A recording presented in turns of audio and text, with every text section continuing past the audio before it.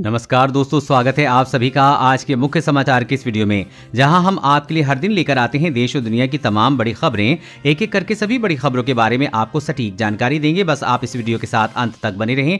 साथ ही आपसे एक छोटी सी रिक्वेस्ट है कि मुझे इस वीडियो को बनाने में बहुत मेहनत लगती है, तो इस मेहनत के लिए वीडियो पर एक लाइक जरूर कीजिएगा। साथ ही वीडियो के नीचे दिए गए इस लाल बटन को दबाकर चैनल को सब्सक्राइब कीजिए और इस घंटी को भी दबाइए ताकि आपको दिन भर की बड़ी खबरों की जानकारी लगातार मिलती रहे।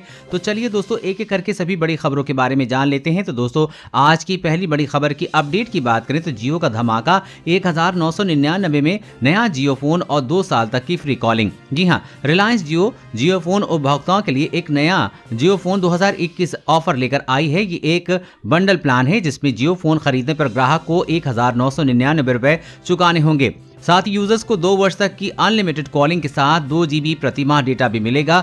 दूसरा प्लान 1499 रुपए का है जिसमें ग्राहक को जियो फोन के साथ 1 वर्ष तक की अनलिमिटेड कॉलिंग के साथ 2 GB प्रति माह डेटा दिया जाएगा। ऑफर में मौजूदा जियो फोन ग्राहकों का भी ख्याल रखा गया है। 750 रुपए चुकाने पर उन्हें 1 वर्ष तक रिचार्ज के झंझट से मुक्ति मिलेगी। इसके अलावा अनलिमिटेड कॉलिंग और 2 GB प्रति माह डेटा भी मिलेगा। ऑफर अगले महीने से पूरे भारत में लागू हो जाएगा। सभी रिलायंस रिटेल और जियो रिटेलर्स से ऑफर का फायदा लिया जा सकता है। 30 करोड़ 2G उपभोक्ता की हालत दयनीय बनी हुई है। जहां स्मार्टफोन उपभोक्ताओं को अक्सर कॉलिंग के लिए कोई पैसा नहीं देना होता है, वहीं वॉइस कॉलिंग के लिए भी फीचर्स फोन उपभोक्ता जो कि 2G इस्तेमाल करते हैं उन्हें 1.2 रुपए से 1.5 रुपए तक प्रति मिनट तक चुकाने पड़ते हैं। वहीं कनेक्शन चालू रखने के लिए भी 50 रुपए प्रति माह तक चुकाने पड़ते हैं। जियो ने इस ऑफर को 2G मुक्त भारत के लिए बड़ा कदम बताया है। पिछले कुछ सालों में जियो फोन रखने वालों की संख्या 10 करोड़ पहुंच चुकी है। जियो की नजर उन 30 करोड़ 2G उपभोक्ताओं पर है जो फीचर फोन इस्तेमाल करते हैं। और अगली बड़ी खबर की बात करें तो महंगाई ने आम आदमी की तोड़ी कमर। कुकिंग ऑयल,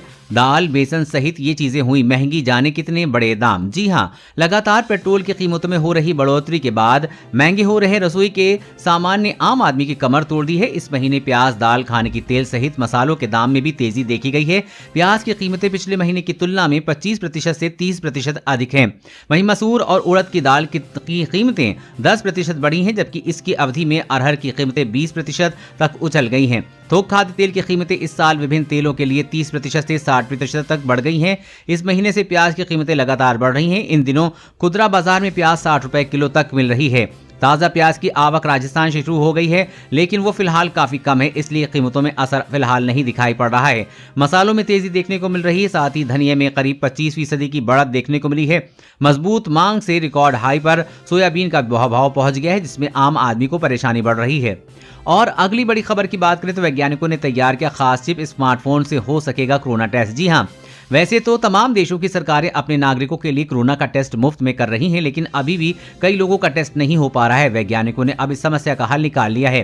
वैज्ञानिकों ने मुहर के आकार का एक खास चिप तैयार किया है, जिसकी मदद से स्मार्टफोन के जरिए कोरोना टेस्ट किया जा सकेगा। इस चिप को अमेरिका और रॉयस यूनिवर्सिटी में तैयार किया गया है। चिप को लेकर हुए शोध रिपोर्ट में कहा गया है कि नैनो बीट्स चिप्स के जरिए 55 मिनट के अंदर कोरोना की रिपोर्ट ली जा सकती है। रिपोर्ट में कहा गया है कि ये प्रक्रिया स्वैब टेस्ट के मुकाबले काफी आसान है। ये डिवाइस इतनी बेहतरीन है कि आपको टेस्ट के लिए लैब में जाने की जरूरत नहीं पड़ेगी। नई चिप को लेकर दावा है कि इसमें कम से कम और कम सुविधा में सटीक परिणाम प्राप्त हो सकते हैं। इस चिप की टेस्टिंग के लिए स्वास्थ्य लोगों को भी सैंपल लिए जाएंगे और दावा यह भी किया गया है कि सैंपल साइज की काफी छोटे होने पर भी सटीक परिणाम आएगा। और अगली बड़ी खबर की बात करें तो इन सरकारी बैंकों के लिए 1 मार्च से लागू हो रहा है ये नियम, जाने डिटेल्स। जी हां, सरकारी बैंक ऑफ बड़ौदा ने अपने खाताधारकों को अलर्ट किया है। केंद्र सरकार द्वारा बैंक और विजया बैंक का विलय बैंक ऑफ बड़ौदा में कर चुका है। इन दोनों बैंकों का विलय होने के बाद विजया बैंक और देना बैंक के ग्राहक बैंक ऑफ बड़ौदा के ग्राहक बन चुके हैं। 1 मार्च से विजया बैंक और देना बैंक का IFSC कोड बदलने वाला है। ऐसे में दोनों बैंकों के ग्राहकों को अपना नया IFSC कोड जानना जरूरी होगा। बिना IFSC कोड के ये बैंकिंग लेन देन से जुड़ा काम नहीं कर पाएंगे। दरअसल 1 मार्च से पुराने IFSC कोड काम नहीं करेंगे। ऐसे में अगर आपने अब तक अपना पुराना IFSC कोड नहीं जाना है तो तुरंत इसकी जिम्मेदारी ले लें। बैंक ने ट्वीट कर ये जानकारी दी है। देना बैंक और विजया बैंक के ग्राहक जो अब बैंक ऑफ बड़ौदा के ग्राहक बन चुके हैं वो नया IFSC कोड ले लें।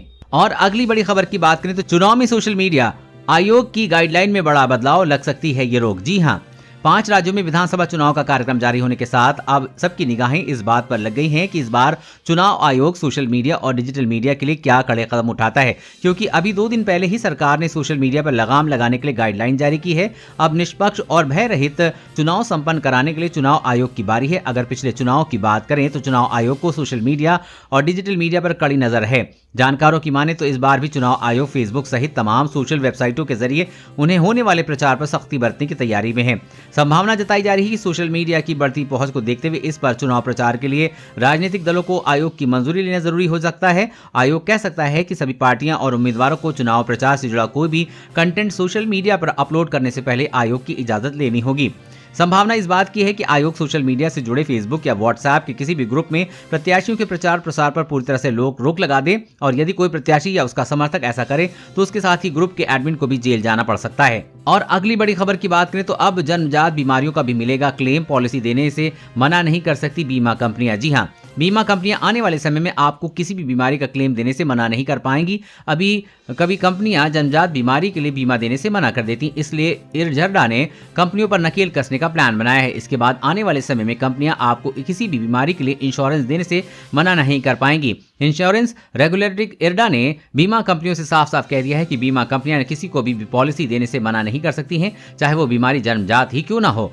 और अगली बड़ी खबर की बात करें तो गलत खबर दी, छवि खराब की तो डिजिटल न्यूज मीडिया पर भी होगी कानूनी कार्रवाई। जी हां, सरकार ने डिजिटल न्यूज मीडिया को भी कानून के दायरे में ला दिया है। इस वजह से अब ये भी OTT और सोशल मीडिया प्लेटफॉर्म की तरह ही 3 स्तरीय निगरानी व्यवस्था में आएंगे। इन्हें प्रेस काउंसिल ऑफ इंडिया की कोड, टीवी चैनलों के programme code, news broadcaster standard authority के नियमों और IT एक्ट के तहत ही नियमों का पालन करना होगा। इनके खिलाफ हुई शिकायतों को पत्रकारिता की नैतिकता के आधार पर जांचा जाएगा, यानी गलत खबरें और किसी की छवि खराब करने पर डिजिटल मीडिया प्रकाशक पर भी कानूनी कार्रवाई होगी। जिस प्रकार अभी गलती करने पर टीवी चैनल माफी मांगते हुए स्क्रॉल दिखाते हैं, वैसे ही OTT और डिजिटल न्यूज मीडिया के लिए भी किया जा सकता है। साथ ही पहले से ये तय कानून के दायरे में आने पर उनके खिलाफ दंड का भी प्रावधान होगा। और अगली बड़ी खबर की बात करें तो बिहार, यूपी सहित इन राज्यों में राशन कार्ड बनाने में हो रही अनियमितता को तो करें यहां शिकायत, होगी तुरंत कार्रवाई। जी हां, बिहार और यूपी सहित देश के कई राज्यों में इस समय राशन कार्ड बनाने का काम चल रहा है। बिहार में जहां प्रखंड मुख्यालय स्थित RTPS काउंटर पर आवेदकों की भीड़ सुबह से ही उमड़ने लगती है, तो वहीं दूसरे राज्यों में भी यही स्थिति है। ऐसे में अगर आपको राशन कार्ड से संबंधित कोई भी जानकारी या शिकायत करनी पड़े तो आप टोल फ्री नंबर पर भी कर सकते हैं।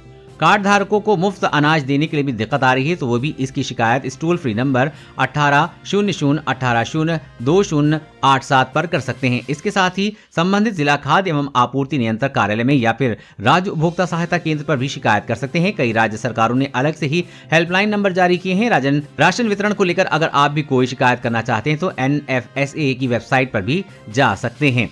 और अगली बड़ी खबर की बात करें तो भारत ने चीन से कहा कि गतिरोध वाली सभी जगहों से हटाएं सेना, तभी घटेगी सीमा पर सैनिकों की तैनाती। जी हां, भारत ने चीन से स्पष्ट रूप से कहा है कि वास्तविक नियंत्रण रेखा यानी कि LAC पर गतिरोध वाली सभी जगहों से सेनाओं को हटाना जाना जरूरी है, तभी दोनों पक्ष सीमा पर बाकी जगहों से सैनिकों की तैनाती घटाने पर विचार कर सकते हैं। पैंगोंग झील से सैनिकों को हटने के बाद विदेश मंत्री S जयशंकर ने चीनी विदेश मंत्री व उसके साथ 75 मिनट तक टेलीफोन पर बातचीत से जोर देकर कहा कि दोनों पक्षों को अब पूर्वी लद्दाख में LAC से सटे बाकी के मुद्दों को भी जल्द से जल्द हल करना चाहिए। विदेश मंत्रालय द्वारा शुक्रवार को जारी बयान के मुताबिक विदेश मंत्री ने कहा कि सीमा का मुद्दा सुलझाने में वक्त लग सकता है, मगर सीमा पर शांति और सद्भाव बिगाड़ने या हिंसा होने से दोनों देशों के रिश्तों पर खराब असर पड़ेगा।